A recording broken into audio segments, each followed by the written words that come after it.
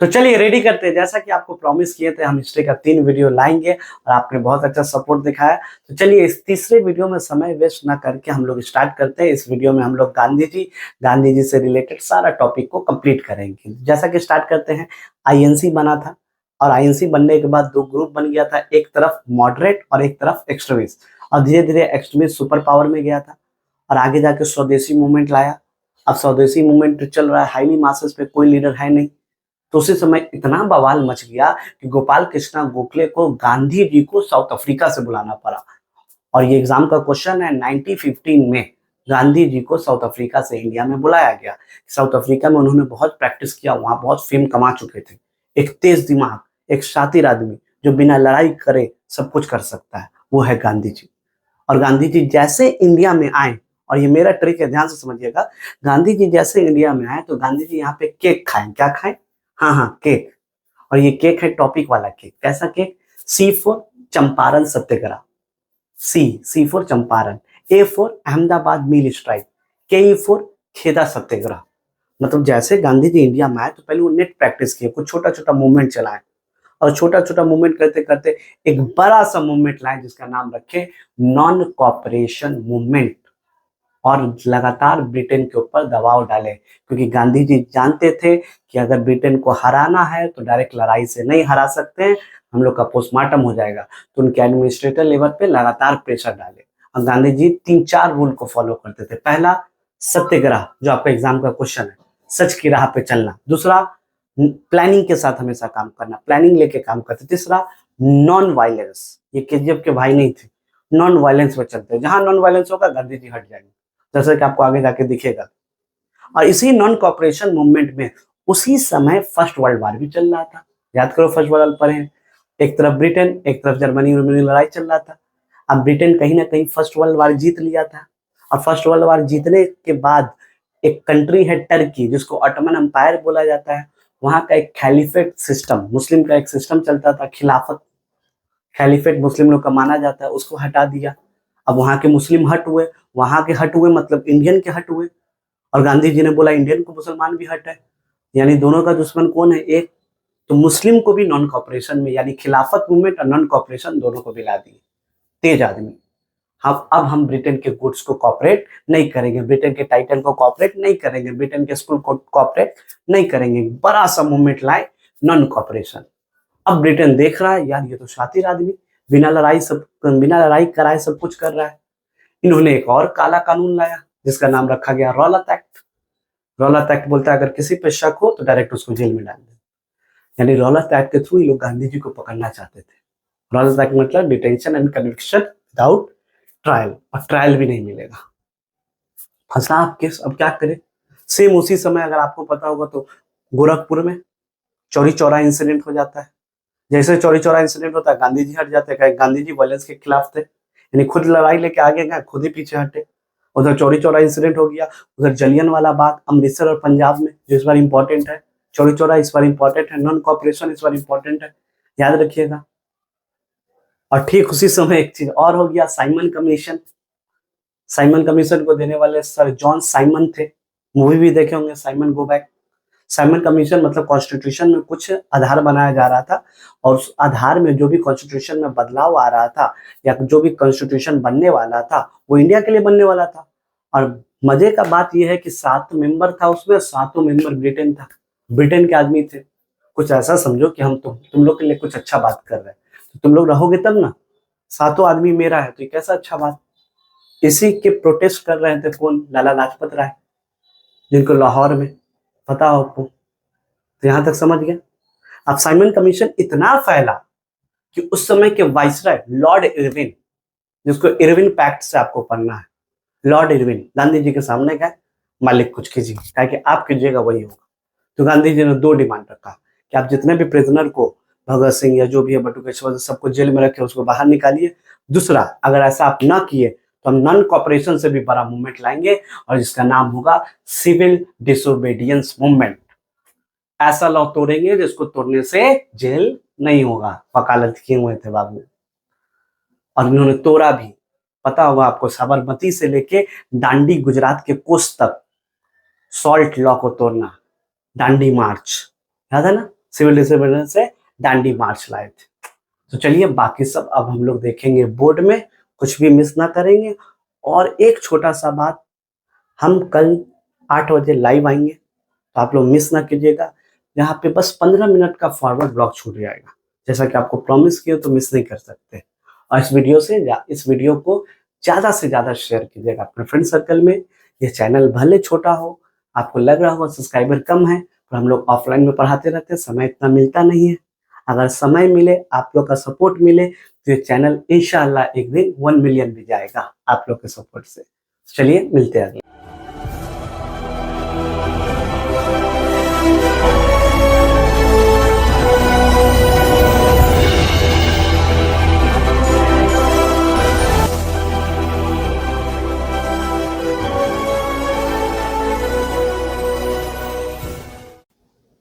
तो चलिए रेडी करते हैं गांधी एरा, बिना समय वेस्ट किए गांधी जी क्या किए नहीं किए उसको देखते हैं। तो सबसे पहले अगर आप आइएगा तो इस सीरीज को हम सजाएं आपके लिए, जो आपको बहुत इजी वे में चीजों को समझ सके। तो यहाँ जैसे आपको स्पेलिंग माफ कीजिएगा अगर कहीं गलत हो तो गांधी जी सबसे पहले क्या किए, हाईली एजुकेटेड आदमी है ना, तो गांधी जी सबसे पहले लंदन गए, लंदन में वकालत की पढ़ाई की, लॉयर का पढ़ाई की, लॉयर बन के फिर वो मुंबई में आए। मुंबई में उतना चला नहीं उनका कारोबार जो वकालत करता, तो फिर वो राजकोट चले गए। राजकोट के बाद फिर साउथ अफ्रीका से एक बड़ा बिजनेसमैन का उनका ऑफर आया कि आइए हमारे देश में का रेशियल डिस्क्रिमिनेशन, काला गोरा में भेदभाव चल रहा है, आप इसको ठीक कीजिए। और यकीन मानिए गांधी जी साउथ अफ्रीका में ऐसा छाए कि पूरा दुनिया उसको उनको याद करने लगा। उन्होंने सत्याग्रह चलाया। अभी बार बार वर्ड यूज होता है, सत्याग्रह क्या है, सच की राह पे चलना। यानी गांधी जी कभी भी कोई भी वायलेंस, बिना वायलेंस किए, इनका सबसे खूबसूरत बात है, बिना वायलेंस किए कोई भी लड़ाई को सॉल्व कर देते सत्याग्रह से, सच की राह को पकड़ के, फास्टिंग करके, प्रेयर करके। अगर इनके बारे में हम कैसे हो सकता है। तो गांधी जी साउथ अफ्रीका में इतना फेमस हुए, और उसी समय हमारे इंडिया में आपको पता होगा स्वदेशी मूवमेंट चल रहा था, एक्सट्रीमिस्ट स्वदेशी मूवमेंट चला दिया था। स्वदेशी मूवमेंट में कोई लीडर ही नहीं है, बवाल मचा हुआ था इंडिया में। और उसी समय हमारे मॉडरेट लीडर जिनका नाम था गोपाल कृष्ण गोखले, गांधी जी को इंडिया में 1915 में बुला लेते कि आइए भैया, साउथ अफ्रीका में तो आप बड़ा बवाल मचाए, अब हमारे इंडिया में आके हमारे इंडिया को ठीक कीजिए, जो इतना रैंडमनेस, इतना बवाल फैला हुआ है। तो गांधी जी सबसे पहले इंडिया में आए, और इंडिया में आने के बाद गांधी जी का एक तरीका है काम करने का, जैसा कि हम लिखे हैं कीवर्ड निकाल के। पहला बात, गांधी जी कोई भी काम करते हैं तो उसमें पहला बात होता है प्लानिंग, क्योंकि बिना प्लानिंग का आप कोई काम नहीं कर सकते। हम हिस्ट्री का बोले 3 वीडियो डालेंगे, तो इसके लिए हम बहुत प्लानिंग किए, रात भर हम लोग काम किए, फिर अभी सुबह 8 बजे से काम कर रहे हैं। दूसरा बात बोले तो गांधी जी नॉन वायलेंस, ये केजीएफ के फैन नहीं थे, वायलेंस वायलेंस वायलेंस ये सब नहीं, नॉन वायलेंस को फॉलो करते थे। जैसा कि आपको पता होगा, चौरी चौरा इंसिडेंट जैसे होगा ना, गांधी जी पीछे हट जाएंगे सत्याग्रह लेके, याद रखिएगा। नॉन कोऑपरेशन जैसे होगा, कुछ भी हुआ, गांधी जी पीछे हट जाएंगे, क्योंकि गांधी जी बोल के रखे हम प्लानिंग के साथ काम करेंगे, हम नॉन वायलेंस के काम के साथ करेंगे, हम सत्याग्रह को फॉलो करेंगे, सच की राह को पढ़ते। अब इतना बड़ा लड़ाई में आप बोल रहे हम हाथ में उठाएंगे, कैसे होगा लड़ाई। तो गांधी जी क्या करते थे ना, वकालत पढ़े ना भाई। तो गांधी जी कोई भी छोटा इशू को, जैसे समझो तुम्हारे स्कूल में बोतल का पानी गिर गया, तुम्हारे क्लास में बोतल का पानी गिरा, तुम्हारे क्लास में नहीं गिरा, पूरा स्कूल में गिरा। पूरा स्कूल में बोतल का पानी नहीं गिरा है, पूरा हावड़ा में गिरा है, पूरा हावड़ा में नहीं गिरा है, पूरा कलकत्ता में गिरा है, पूरा कलकत्ता में नहीं गिरा है, पूरे कंट्री में पानी गिरा है। और सरकार पे लगातार प्रेशर, क्योंकि गांधी जी जानते हैं एक्सट्रीमिस्ट जैसा सोच नहीं रख सकते। अगर हम लड़ने जाएंगे, पावर के साथ कभी लड़ नहीं सकते, डायरेक्ट जेल में डाल देगा, पोस्टमार्टम हो जाएगा। गांधी जी को सरकार पे दबाव बनाना है, सरकार पे दबाव बनाना है, एडमिनिस्ट्रेटर पे दबाव बनाना है।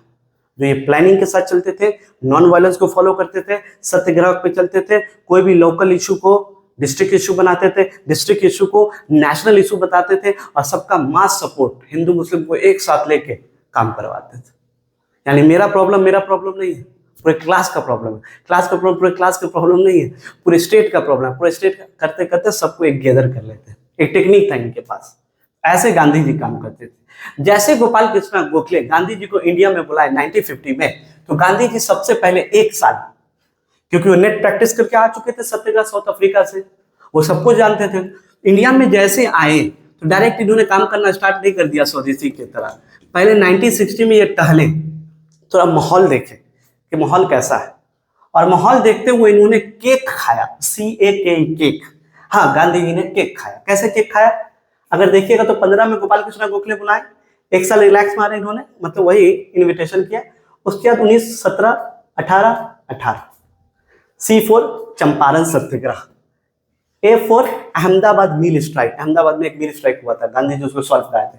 खेदा सत्याग्रह, आमिर खान का दुगना लगान देखे होंगे आप लोग मूवी, क्रिकेट खेल के दुगना लगान चुकाए थे। तो अगर बात करें तो C4 क्या है? चंपारण सत्याग्रह। A4 कहाँ है? Ahmedabad mill strike. और KE4 क्या है? खेदा सत्याग्रह। चलते हैं चंपारण सत्याग्रह में। अगर पेपर ऑड बना तो ऐसा क्वेश्चन आ जाता है। इस साल तो कंफर्म है, नॉन कॉपरेशन, सिविल डिसोबीडियंस और क्विट इंडिया।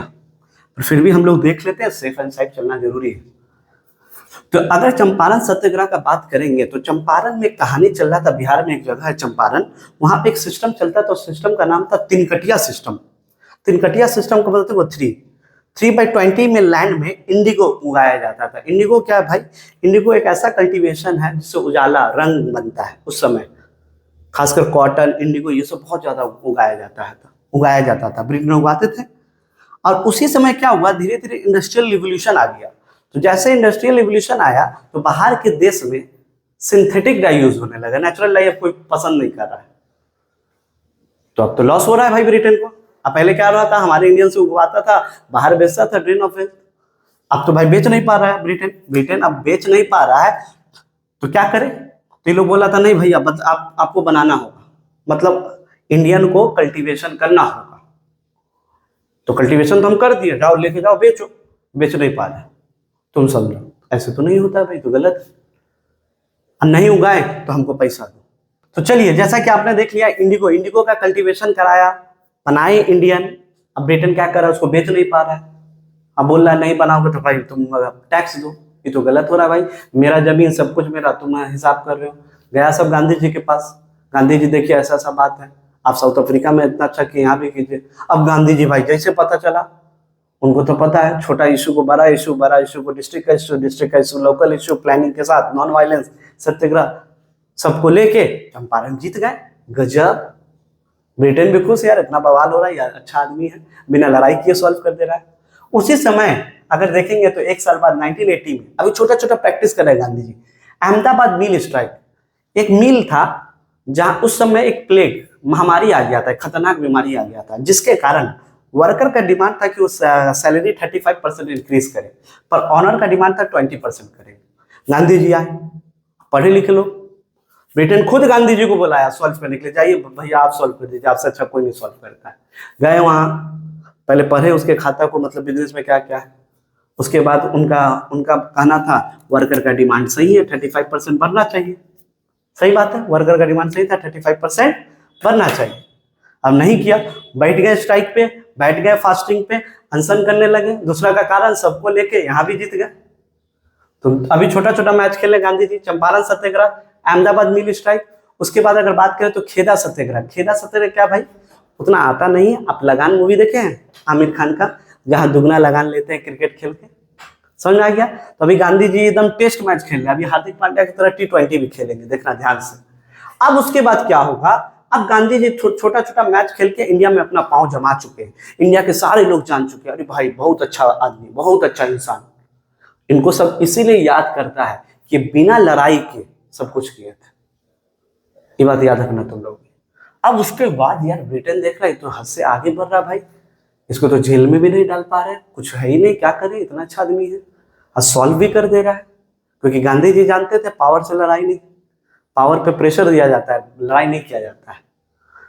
अब उसके बाद दिमाग लगाते हुए ब्रिटेन ने एक एक्ट लाया, उस एक्ट का नाम था रौलत एक्ट। और रौलत एक्ट देखो ना, 1919 में आया।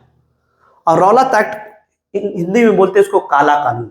कोई भी इंडियन इसको पसंद नहीं कर रहा है, क्योंकि रौलत एक्ट बोलता है detention and conviction without trial. इसका मतलब है कि कोई भी इंसान पे शक होगा तो हम डायरेक्ट उसको जेल में डालेंगे, यानी इनडायरेक्टली गांधी जी को पकड़ना चाहते हैं।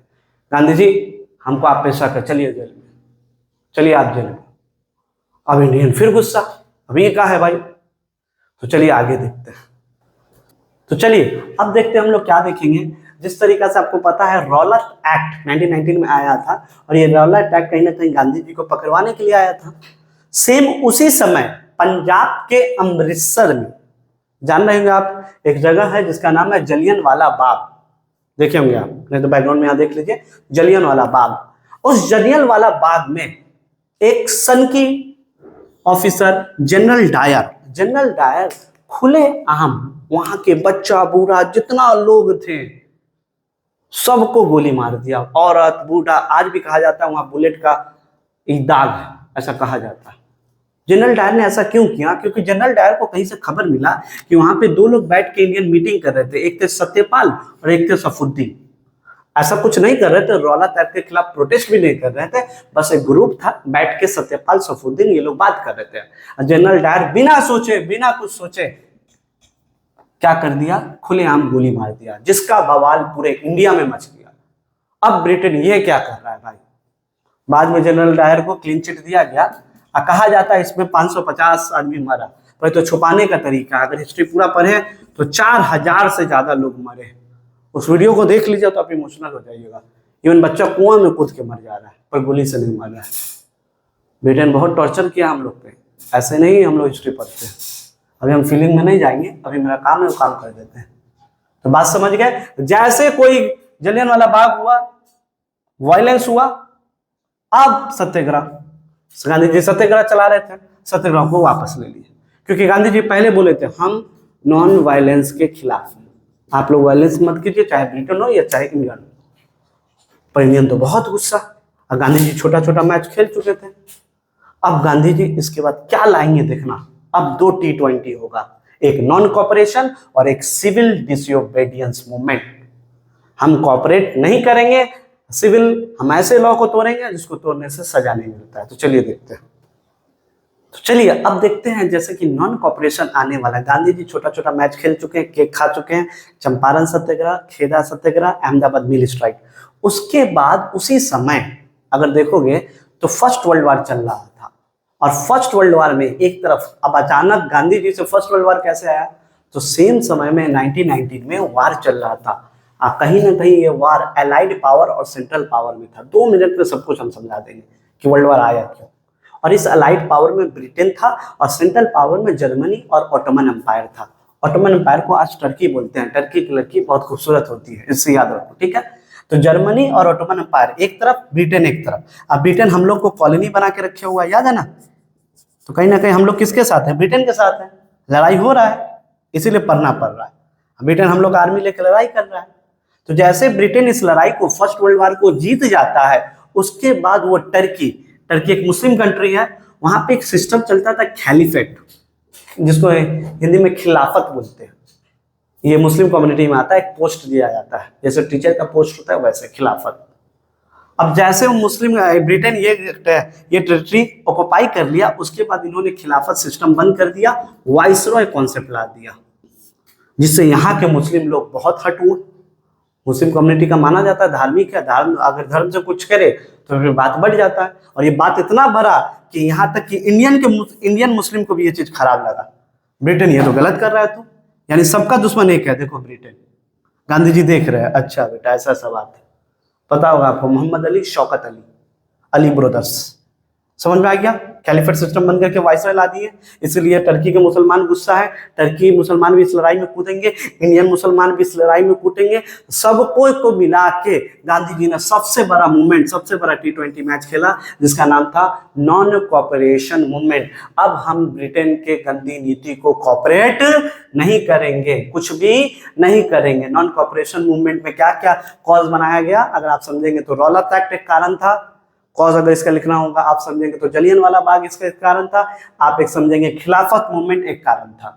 जैसा कि हम लिखे गांधी जी, कैलिफेट, जलियनवाला बाग, रौलत एक्ट और इन्फ्लेमेशन ऑफ इंडिया, इंडिया में इन्फ्लेशन बढ़ने लगा, समझ में आ गया। और इस नॉन कॉपरेशन मूवमेंट इतना हाईली मासेस पे चला, इतना हाईली मासेस, खासकर इस कॉपरेशन में, इस मूवमेंट में दुनिया का सबसे बड़ा हिंदू मुस्लिम यूनिटी दिखा, जिससे ब्रिटेन का हाथ कब कपाने लगा। नॉन कॉपरेशन मूवमेंट से कॉपरेट नहीं करेंगे, बॉयकॉट करेंगे गुड्स को, बॉयकॉट करेंगे आपके टाइटल को, बॉयकॉट करेंगे आपके जमींदार सिस्टम को, हर चीज, ब्रिटेन का जितना भी चीज है सब चीज को बॉयकॉट करेंगे इस नॉन कॉपरेशन मूवमेंट के थ्रू, जो गांधी जी सबको मिला के एक साथ लेके आए। क्या लेके आए? Non cooperation movement. आगे देखिए नॉन कॉपरेशन मूवमेंट क्यों रुक जाएगा, क्या कारण होगा, अब हम लोग उसको देखेंगे। इतना बड़ा मूवमेंट आखिर रुका क्यों। तो चलिए अब देखते हैं हम लोग क्या नॉन कॉपरेशन और खिलाफत मूवमेंट जो एक साथ गांधी जी स्टार्ट किए, आखिर ऐसा क्या हुआ कि गांधी जी को नॉन कॉपरेशन मूवमेंट को सस्पेंड करना पड़ा, बंद करना पड़ा। तो आपको एक बात याद रखा हो, यूपी में एक जगह है गोरखपुर, क्या है, योगी जी बुलडोजर बाबा, ठीक है, वहां करीबन एक ट्रेजेडी, एक इंसिडेंट हुआ, जिस इंसिडेंट को आज भी हम लोग जानते हैं चौरी चौरा इंसिडेंट के नाम से, जहां पे 3000 इंडियन ने, यहाँ लिखे हैं 22 पुलिसमैन को जला देता है, दोनों में मुठभेड़ होता है, जला देता है, वहां के थाना तक को जला देता है जलियांवाला बाग के कारण। वो लोग बहुत गुस्सा रहते हैं, गांधी जी तो कर ही नहीं रहे, जब वायलेंस हो रहा है पीछे हट जा रहे हैं, खुद आगे बढ़ रहे पीछे हट जा रहे हैं, तो लोग तो गुस्सा होंगे ही ना। सब गांधी जी की तरह नहीं ना सोच सकते भाई, हाँ आप मेरे तरह तो नहीं सोच सकते हो। तो हुआ बवाल, बवाल का नाम है चौरी चौरा इंसिडेंट। गोरखपुर में 3000 लोग, 22 पुलिसमैन को जला दिया। गांधी जी फिर इस नॉन कॉपरेशन मूवमेंट को सस्पेंड कर दिए, रोक दिए, क्योंकि गांधी जी बोल चुके थे अगर वायलेंस हुआ हम पीछे हट जाएंगे, क्योंकि ब्रिटेन से जीतना है तो वायलेंस रोकना होगा। गांधी जी का अपना एक तरीका था।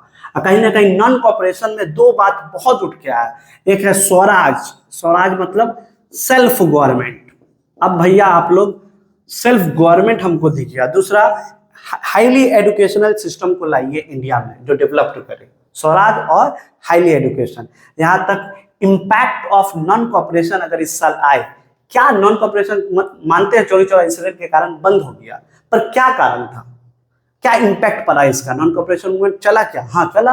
The national movement became a mass movement, ये पहला नेशनल मूवमेंट था जिसमें सबसे बड़ा मास मूवमेंट कम्युनिकेशन किया, बहुत पार्टी एक साथ जुड़े। Congress became a revolutionary movement, Congress का यहां से नाम ऐसा उठा कि आज तक सब जानता है, किससे, नॉन कॉपरेशन। हिंदू मुस्लिम का यूनिटी यहां आपको देखने मिला। कल्ट ऑफ स्वराज, लोग सेल्फ गवर्नमेंट की बात करने लगे, हर कोई सेल्फ गवर्नमेंट की बात करने लगे, अंग्रेज भारत छोड़ो की बात करने लगे। उसके अलावा बात करें तो कुछ सोशल रिफॉर्म्स यहाँ पे बहुत अच्छा हुआ, यानी इनडायरेक्टली बहुत अच्छा मूवमेंट चला। सिर्फ चौरी चौरा इंसिडेंट के कारण गांधी जी ने इस मूवमेंट को सस्पेंड कर दिए। चलिए अब देखते हैं क्या, जैसा कि नॉन कॉपरेशन चौरी चौरा आपको पता है, इम्पैक्ट बताया, उसी तरीका से हुआ क्या था कि गांधी जी, अगर बात समझिएगा, गांधी जी चौरी चौरा इंसिडेंट के बाद एक और बड़ा मूवमेंट लाए, जिस मूवमेंट का नाम था सिविल डिसोबीडियंस मूवमेंट, यानी सिविल लॉ को ब्रेक करेंगे। और कहीं ना कहीं सिविल लॉ को ब्रेक करते उन्होंने साबरमती से लेके दांडी कोस्ट, गुजरात का कोस्ट है, 400 किलोमीटर 72 लोग को लेके सॉल्ट को ब्रेक किया। जिस समय सरकार नमक पे 30% टैक्स लगा के रखा था, नमक खुद से बना के दिखाए और पहली बार सिविल लॉ को ब्रेक किए। कौन, हमारे Gandhi ji. This movement is called civil disobedience movement. पर उसी समय इतना बवाल जब सिविल डिसोबीडियंस से मच रहा था, उसी समय उसके पैरेलल एक और चीज हो रहा था जिसका नाम है Simon commission. Sir John Simon ने दिया था साइमन कमीशन। साइमन कमीशन क्या था? साइमन कमीशन कुछ नहीं था, यहाँ पे इंडियन कॉन्स्टिट्यूशनल को डेवलपमेंट का बात चल रहा था, यानी हम कॉन्स्टिट्यूशनल में डेवलपमेंट करा रहे हैं, हम इंडिया के बारे में अच्छा सोच रहे हैं। पर गलत चीज ये था कि इसमें 7 का 7 मेंबर ब्रिटेन था। ये तो बहुत गलत है भाई, अगर हम आपका स्कूल का कोई बात रखेंगे तो आपका कोई होना चाहिए ना, 7 का 7 बाहर का है और आपका बात कर रहे हैं, ये तो गलत है। साइमन गो बैक मूवी देखे होंगे, साइमन कमीशन। आप कोई भी बिल ला रहे, कोई भी पॉलिसी ला रहे, हमको बुलाइएगा तभी ना देखेंगे भाई, फिर आप पॉलिसी ला दीजिएगा फिर तो फैल जाएगा वो। इसके प्रोटेस्ट में लाला लाजपत राय लाहौर में, आपको पता होगा, इसी के प्रोटेस्ट में लाला लाजपत राय लाहौर सेशन सुने होंगे, लाहौर सेशन में मर जाते हैं प्रोटेस्ट के अकॉर्डिंग, जिसके कारण फिर बवाल बचने लगा इंडिया में। तो एक तरफ सिविल अलग चल रहा है और एक तरफ उसी पैरेलल साइमन कमीशन चल रहा है। अब तो ब्रिटेन पूरा परेशान, दिमाग ही नहीं काम कर रहा है, क्या करे क्या करे क्या करे।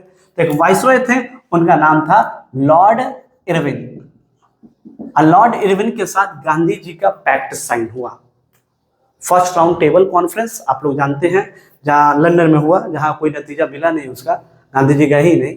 सेकेंड राउंड टेबल कॉन्फ्रेंस पे गांधी जी और लॉर्ड इरविन के बीच गांधी इरविन पैक्ट साइन हुआ। और ये पैक्ट क्या है इसको भी हम लोग देख लेते हैं और उसके बाद चलते हैं। चले तो चलिए, जैसा कि आपने देखा सिविल डिसोबीडियंस मूवमेंट इतना ज्यादा बढ़ चुका था, जिसके कारण उस समय के viceroy Lord Irwin second round table conference में गांधी जी के साथ बैठे 1931 में, और इस सेकेंड राउंड कॉन्फ्रेंस टेबल में कुछ इंपॉर्टेंट बात हुई जिसको deadlock on the minority of issue, यहाँ पे माइनॉरिटी इशू का बात किया गया। यानी ब्रिटेन यहाँ से जा रहे थे पर इंडिया को दो पार्ट में डिवाइड करके जाना चाह रहे थे। सेपरेट इलेक्टोरेट का बात हुआ, इलेक्शन अलग अलग होगा। ये जो इलेक्शन है मुस्लिम का, माइनॉरिटी कम्युनिटी उसको बोलते हैं जो कम हो, इंडिया में जो कम लोग, हिंदू मुस्लिम तो एक था, ब्रिटेन दिमाग में डाल रहा है उसका, तुम लोग अलग हो भाई, माइनॉरिटी हो, बार बार तुम लोग का इलेक्शन अलग से होना चाहिए, तुम अपना अलग कंट्री ले लो, मुस्लिम, क्रिश्चियन और एंग्लो इंडियंस जो लोग भी थे। तो सेकेंड राउंड टेबल कॉन्फ्रेंस में यही बात चल रहा था, ये सारा बात, deadlock on the minority, separate electorate, Muslim Christian को अलग अलग करेंगे, ये इरविन का कहना था। चले, उसी समय अगर सिविल डिसोबीडियंस मूवमेंट का इंपैक्ट देखें तो इंडिया में क्या इंपैक्ट पड़ा इसका, तो गवर्नमेंट विड्रॉ, बैन कांग्रेस को बैन कर दिया गया, लोग सिंगिंग करने लगे, पैट्रियोटिक सॉन्ग गाने लगे, इवन लिखने लगे, लोगों में उत्साहिता बढ़ गया, सब कुछ ऐसा समझो। वुमेन, औरत भी पहली बार किसी मूवमेंट में, ना स्वदेशी, याद रखिए स्वदेशी मूवमेंट में नहीं, नॉन कॉपरेशन में नहीं, खिलाफत में नहीं, पर इस मूवमेंट में औरत भी इक्वली साथ दी मेन का, याद रखिएगा। और इस सिविल डिसोबीडियंस मूवमेंट में प्रोविंशियल ऑटोनॉमी का बात हुआ, मतलब सबको अपना अपना राज्य दे देंगे, अपना अपना संभालना, ऐसा ब्रिटेन का कहना था। और पहली बार इंडियन में करेज आया, डिफेंस आया, फाइट करने का, फ्रीडम फाइट बनने का, कि हम लोग ब्रिटेन को यहाँ से भगा सकते हैं, ये इम्पैक्ट था, भूलिएगा मत। प्रोविंशियल ऑटोनॉमी सबसे इंपॉर्टेंट था, यानी सबको अपना अपना राज्य दे देंगे, आप लोग संभालिएगा भाई, आप इसको मुस्लिम हिंदू ऐसे कर देंगे, ऐसा कुछ दिमाग लगा रहे थे। तो ये सिविल डिसोबीडियंस मूवमेंट का इम्पैक्ट था जो इस साल इंपॉर्टेंट है।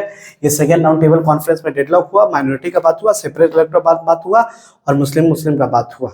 अब आगे चलेंगे तो अब यहाँ से इंडिया का बंटवारा होने वाला है। ब्रिटेन जान रहा है कि अभी हम रह नहीं सकते, तो क्या करे, पावर किसको दे, लोग आपस में अब लड़ रहे हैं, पहले ब्रिटेन के लिए लड़ रहे थे, अब आपस में लड़ रहे हैं, माइनॉरिटी अपने के लिए लड़ रहा है, मेजोरिटी अपने के लिए लड़ रहा है।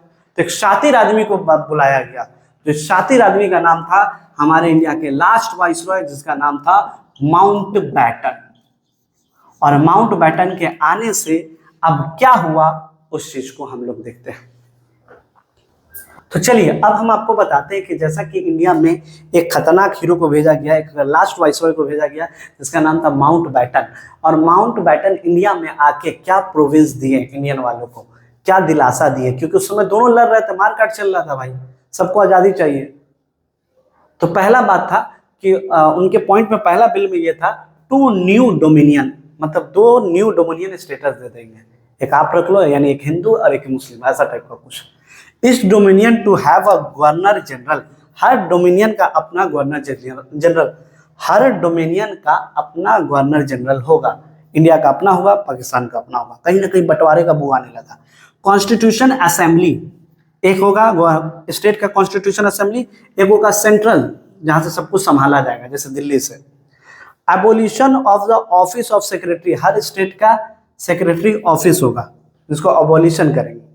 डिवीजन ऑफ इंडियन आर्मी को डिवाइड करेंगे, उसके एसेट जो कमाई हो रहा है उसको शेयर करेंगे, यानी इनडायरेक्टली पार्टीशन करेंगे, डोमिनियन स्टेटस आप लोग को देंगे पार्टीशन करके, माइनॉरिटी को अलग से सेपरेट इलेक्टोरेट देंगे। माउंटबेटन ने ऐसा ऐसा बोला। उसी समय अगर बात चले तो एक और सबसे बड़ा गांधी जी का तीसरा मूवमेंट आया, पहला नॉन कॉपरेशन, दूसरा सिविल डिसोबीडियंस, तीसरा क्विट इंडिया मूवमेंट। और ये क्विट इंडिया मूवमेंट अगर इसके पैरेलल पर है, इधर बोले डोमिनियन स्टेटस देंगे, ये देंगे, वो देंगे, चल रहा था। उसी समय क्विट इंडिया मूवमेंट आया। आपको पता है सेकेंड वर्ल्ड वार में, फर्स्ट वर्ल्ड वार में याद है नॉन कॉपरेशन चल रहा था, सेकेंड वर्ल्ड वार में इस तरफ है जापान और इस तरफ इंग्लैंड। इंग्लैंड हम लोग को कॉलोनी अपना बना के रखा था इंडिया, जापान से हम लोग का कोई दुश्मनी नहीं, पर जापान धीरे धीरे अटैक मारने लगा इंग्लैंड के ऊपर, अब हम लोग फंस जाएंगे। इस चक्कर में सर स्टैफोर्ड क्रिप्स, ठीक है, एक तेज दिमाग आदमी को ब्रिटेन वाला बुलाया कि जाके इंडियन को समझाओ भाई हम लोग को सपोर्ट करो यार, अभी लड़ाई में मदद करना, तुम लोग सपोर्ट नहीं कर रहे हो, इवन कोई लेजिस्लेटिव काउंसिल में पार्टिसिपेट नहीं कर रहे हो, पार्लियामेंट में जा नहीं रहे हो। तो सर स्टैफोर्ड क्रिप्स को बुलाया गया, इसलिए इसका नाम रखा गया क्रिप्स मिशन। और क्रिप्स मिशन ने कुछ लालच दिया इंडिया को कि चलो भाई हम आप लोग को देश आजाद करा देंगे, ये कर देंगे, वो कर देंगे, टॉफी टाइप का देने का टाइप, लेजिस्लेटिव काउंसिल दे देंगे। पर ऐसा कुछ नहीं था, क्योंकि ब्रिटेन भेजा था जाओ समझाओ, तो बिल की लड़ाई करेंगे, जब मेरा आर्मी नहीं रहेगा तो कैसे होगा। आज जापान उधर से आ रहा है, इंडिया पे भी अटैक मारेगा क्योंकि हमारा कॉलोनी है। Japan posed to a serious threat to India. धीरे धीरे वो आगे बढ़ रहा था, बर्मा चाइना से आगे बढ़ते जा रहा था हम लोग की तरफ। दो कारण था, एक फेलियर ऑफ किस मिशन, दूसरा Japan poses a serious threat to India. अब क्या किया जाए, तो 8 अगस्त 1942 को वार्धा में all Indian national committee decide किया, do or die, that is called quit India movement. अब हम लोग को डोमिनियन स्टेटस नहीं चाहिए, अब हम लोग को स्वराज नहीं चाहिए, अब तो चाहिए भैया सेल्फ गवर्नमेंट। अंग्रेज तुम भारत छोड़ो, बाकी मेरे पे छोड़ो, समझे।